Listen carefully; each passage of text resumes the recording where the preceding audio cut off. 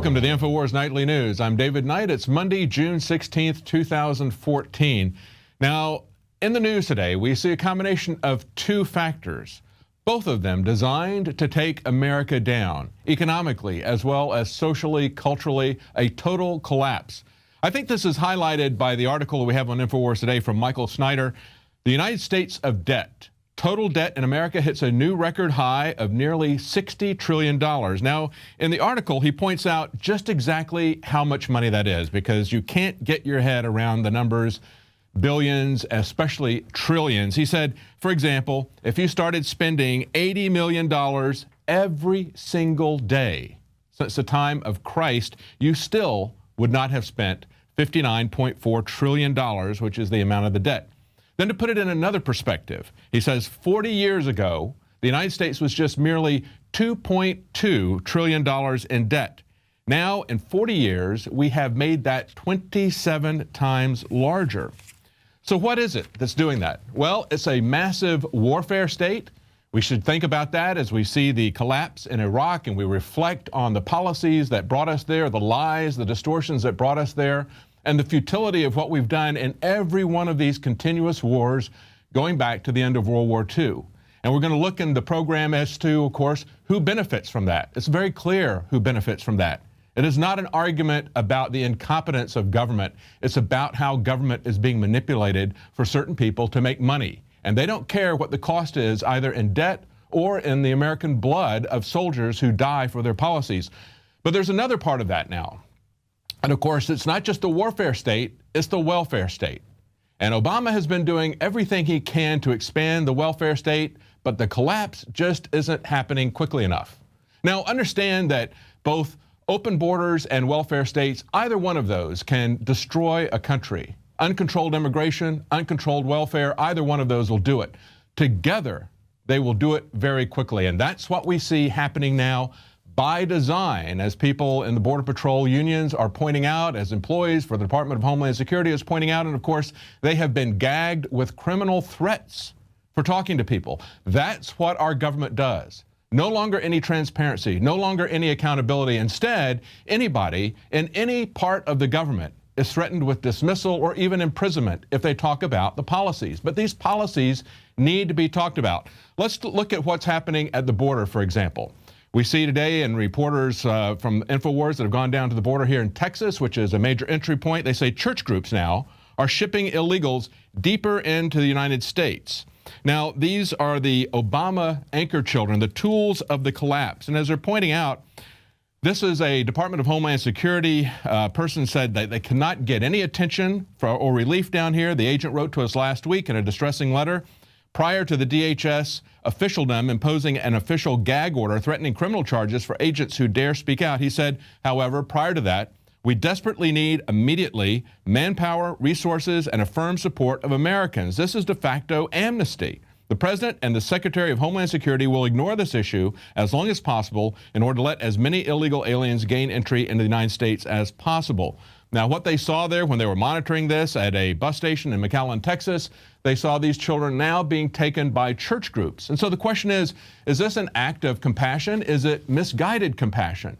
Is it really helping these children? I would point out that what you need to think about is the instructions that you get in an airline when they tell you that if you're traveling with children, if there's an emergency, the oxygen masks will drop down, and they tell you what to do. They tell you to first put it on yourself. Why? So that you can help these children. We have seen over and over again the compassion of Christians who go to other countries, try to help them, create an infrastructure, get water, do things necessary to live in that country, to help themselves, to lift themselves up, to teach them essentially how to fish rather than just giving them a fish.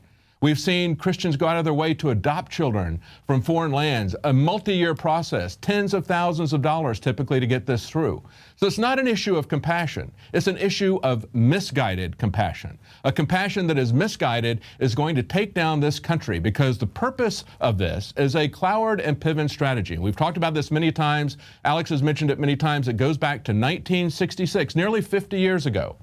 And what these two economists, these two social politicians, the socialists, had put together was a policy where they said we need to destroy the United States economy via a welfare state so we can then rebuild it into our socialist utopia. This is tantamount to what was said in the Captain America movie, for example. The villain says to Captain America, we need to destroy the society so we can rebuild it the way we want it. And that's exactly what Chairman Mao did in China with his Cultural Revolution. He essentially destroyed the economy, saying that he could then rebuild it in his own image. But there's another aspect of it, and this is what Christians really need to think about as well, and that is Plato's Republic. For the longest time, authoritarian governments and dictators have always said, I want the children at as young an age as possible so that they're mine. Now we see these children being brought in, treated better than any Americans, treated far better than the veterans who are not housed in military facilities, but these children are brought in and housed in military facilities at very nice accommodations compared to what we do for Native Americans, for veterans in America.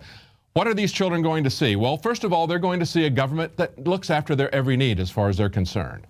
They're also going to be separated from their family. This is something that's very new, the number of young children that are coming in. They're going to grow up as minions, as vassals of a new 21st century feudalistic state. I believe that's the other aspect of it. We've seen that happening, and we're going to talk about how we've seen precursors of that in years past. But as I was mentioning before, we see Border Patrol agents as well as Homeland Security crying out for help, talking about how the borders are just opened up to terrorists, to criminals, as well as to children who can be victimized by these criminals. And Christians should think about whether or not they are encouraging that kind of behavior of people putting even more children at risk in this dangerous journey coming to America. But we also see today Huffington Post carrying a story about the Border Patrol Union, who has said that they believe that this is intentional. The Border Patrol Union has said they believe this is an intentional policy of the Obama administration, not just reacting to an emergency situation. Border Patrol Union mocks immigrant children on Twitter. That's the headline from the Huffington Post. Now, what did they say to mock the children? This is the tweet. New annual job rating areas: babysitting, diaper changing, burrito wrapping, cleaning cells. Law enforcement? What's that? And then they put a hashtag low morale, to which the liberals as well as Huffington Post respond with, let the racism flow. And they responded by, what's racist? Those are the duties that the agents are being assigned. That's what they're concerned about. They're no longer enforcing the laws of this country. You cannot have uncontrolled immigration into a country and not lose the social fabric that's there. But it's far greater than that. As I pointed out, it's going to lead to a balkanization of the country, as well as having a captive class of children. Obama always wanted to have the children who are going to be his Obama Youth Brigades. Remember when he was campaigning, the Obama Youth Brigades. And remember, back in 2012, we reported that Homeland Security graduated its first corps of Obama brown shirts, the Homeland Youth, and they were called the FEMA Corps. Isn't it interesting that it's FEMA that is now involved in this rescue operation? And it was FEMA that was graduating these brown shirts, these Obama Brigade children. And of course, Obama has stated many times that what he wants is a large civilian corps that is going to be dependent on the government, that is going to work for him, that's going to be as large or larger than the Army. A very dangerous idea, something we don't need to see happen. We don't need to be creating even more dependency on the government, and yet that is their policy. And so how does this work out? Well, they're not getting the kind of treatment that most people who come into America get, and that is the TSA inspection. We saw this happen to an actor, a famous actor from the Austin Powers series, the guy who plays Mini-Me. Vern Troyer posts a cheeky picture of being searched by TSA agents, while security reps say that the screening was standard procedure. Well, it's not standard procedure at our border, is it? Not at all. And of course, as we learned from lawsuits in the past, this is something that is simply done to deny Americans their freedom and dignity.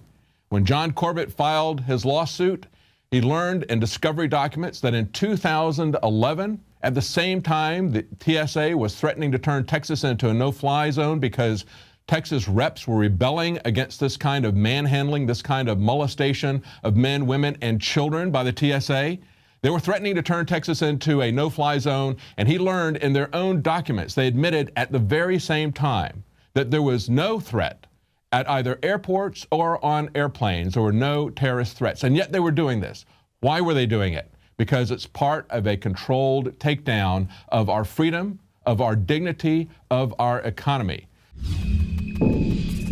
This is Alex Jones for InfoWarsLife.com. The latest in preparedness is now here. An electrically stabilized colloidal silver solution that can be added to both your home cabinet and preparedness pack alike. Concentrated to 30 parts per million in what has been dubbed the survival silver solution. And it's entirely free of toxic artificial additives that are loaded into many products. Purchase your bottle of InfoWarsLife.com Silver Bullet Colloidal Silver today and find other amazing supplements at InfoWarsLife.com.